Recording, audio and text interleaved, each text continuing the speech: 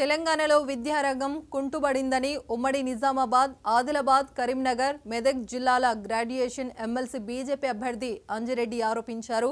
రాష్ట్రంలో మెరుగైన విద్య, వైద్యం అందించడంలో ప్రభుత్వం విఫలమైందని విమర్శించారు.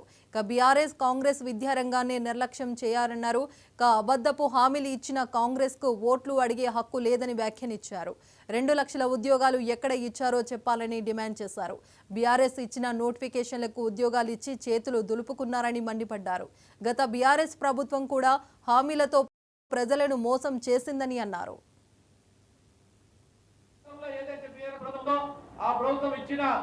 నోటిఫికేషన్ కొన్ని ఆ జాబులు ఇచ్చేసి చేతులు దులుపుకున్నారు.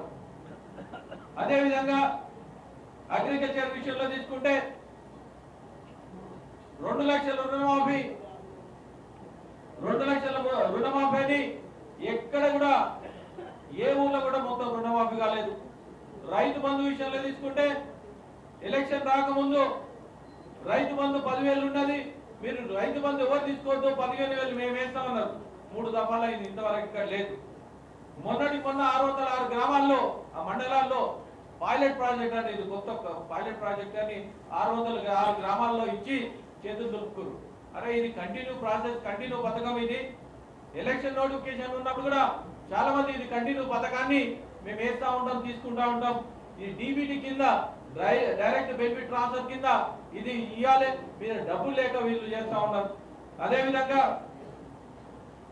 అదేవిధంగా యువ వికాసం 5 గ్యారెంటీలో ఒక గ్యారెంటీ యువ వికాసం. యువ వికాసంలో ఏం చెప్పారంటే మీ అందరికీ ఎవరైతే యువ వికాసంలో ఆడపిల్లలు ఉన్నారో అందరికి స్కూటీ ఇస్తాని, ల్యాప్టాప్లు ఇస్తాని చెప్పడం జరిగింది. ఎక్కడ కూడా ఏమి ఇవ్వలేదు.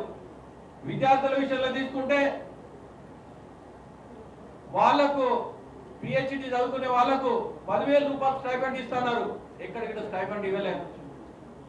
టీఎన్జిఓ విషయంలో తీసుకుంటే వాళ్ళందరికీ మేనిఫెస్టోలో సిపిఎస్ పెట్టి ఇంతవరకు ఆ సిపిఎస్ దానికి ఇంప్లిమెంటేషన్ చేయలే.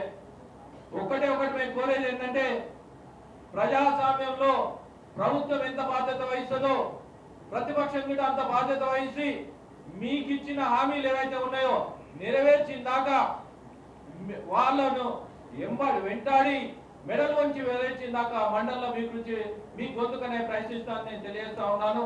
అదేవిధంగా ఎమ్మెల్సీ అభ్యర్థి అయిన బీజేపీ క్యాండిడేట్ నాకు మొదటి ప్రాధాన్యతలో ఓటు వేసి గెలిపించాలని మీ అందరిని కోరుతా ఉన్నాను.